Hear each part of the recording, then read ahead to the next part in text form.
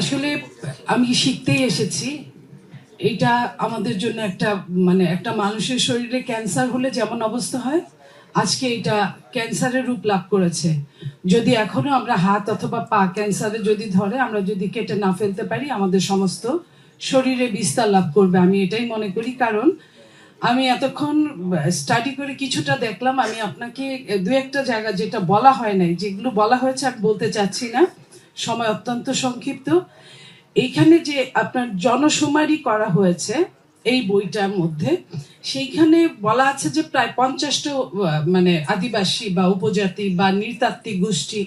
এখানে কিন্তু তা না, মাত্র 17টা 18টায় সর্বশেষ একটা গুর্খা জাতি, তাদের মাত্র লোকজন হচ্ছে 100 জন। 100 জন থেকে শুরু করে প্রায় 3000, 2000, 1000 এমন। এইখানে আমি হিসাব করলাম যে 17টা জাতির নাম দেওয়া আছে, সব মিলে যোগ করলে হয় 11,20,895। এবং এই জায়গাটায় বলা আছে যে প্রায় 16 লক্ষের মতো, আমি ধরেও যদি নেই 16 লক্ষ সামথিং, এবং সেটার পার্সেন্টেজ হচ্ছে 0.10% বাংলাদেশে। কিন্তু আমাদের সেইখানে জায়গা আছে বাংলাদেশের সব মানুষের। আমার গণপ্রজাতন্ত্রী বাংলাদেশ সরকার, মানে এখানে আমরা সবাই, সেইখানে প্রায় 10% জায়গা যদি আমাদের ছেড়ে দিতে হয়, এমনি আমরা জনসংখ্যার দেশ, আমাদের অত্যন্ত এই জায়গাটা স্পর্শকাতর জায়গা।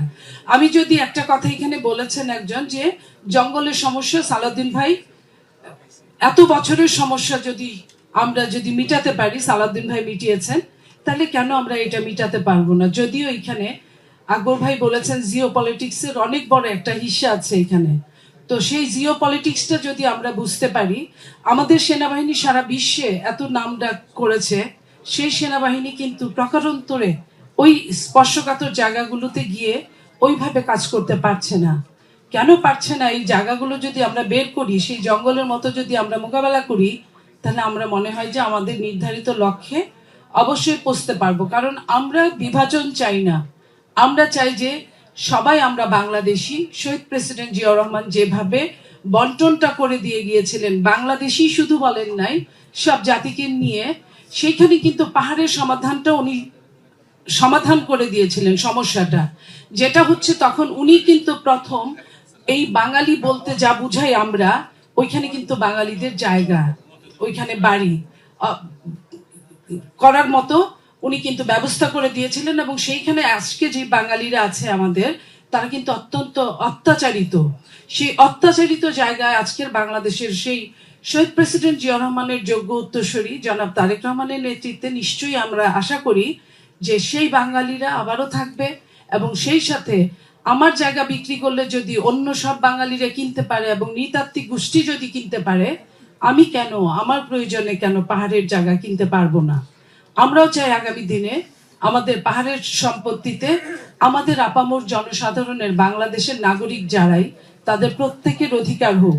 সেই অধিকার রক্ষার জন্য আমি আরেকটা ষড়যন্ত্রের কথা বলি। গত মে মাসে, 25 সালের মে মাসে, এই যে কুকিচিন ন্যাশনাল ফ্রন্ট যে অনেকগুলো আপনার ড্রেস পোশাক বানিয়েছিল এবং তারা ধরাও পড়েছিল, এই যে ষড়যন্ত্রগুলো, সেই ষড়যন্ত্রগুলো যদি আমরা শুধু পোশাক ধরলাম আর দুই একজনকে জেলে ঢুকালাম, সেটাই যদি ষড়যন্ত্রকে ভঙ্গ করা হয়, আমার মনে হয় এটা ঠিক না।